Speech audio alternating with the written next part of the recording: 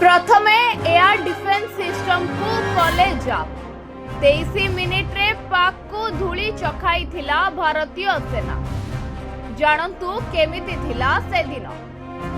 चीन रो क्रय करिथिबा अस्त्रशस्त्र को नहीं पाकिस्तान खूब गर्व करुला। ऑपरेशन सिंदूर ताकू निमिषके धूलिसात करदेला। लाहौर निकटने मुतयन चीन रो हाईटेक HQ-9 एआर सिस्टम को भारतीय वायुसेना प्राय 23 मिनिट रे धूली चटाई देइथिला। जो सिस्टम भारत पक्षरु गोटिए भी पक्षी को उड़ीबाकू न देबार दाबी करुथिला।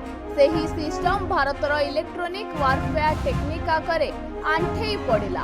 पाकिस्तान चीन रो कोଳରେ बसी जो सुरक्षार घेरा ठिया करिथिला ताहा तार मुंड उपरे खसी पड़िबार कांथ पलटि गला।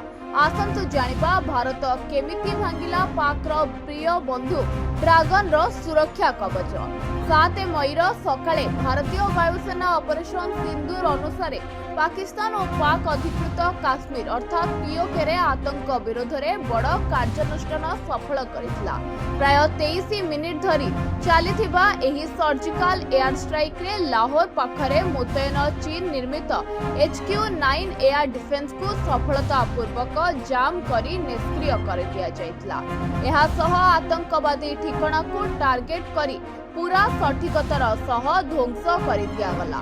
भारतीय वायुसेना एही ऑपरेशन को इंटीग्रेटेड एयर कमांड और कंट्रोल सिस्टम अर्थात IACCS अनुसार सफल करिथिला। जोंथिरे जल स्थल और वायुसेनार संबल को समन्वित भावे व्यवहार करा जायछि। एही समय रे भारतीय पक्षर कोनोसी क्षति होई नाही। Bureau report ONT news.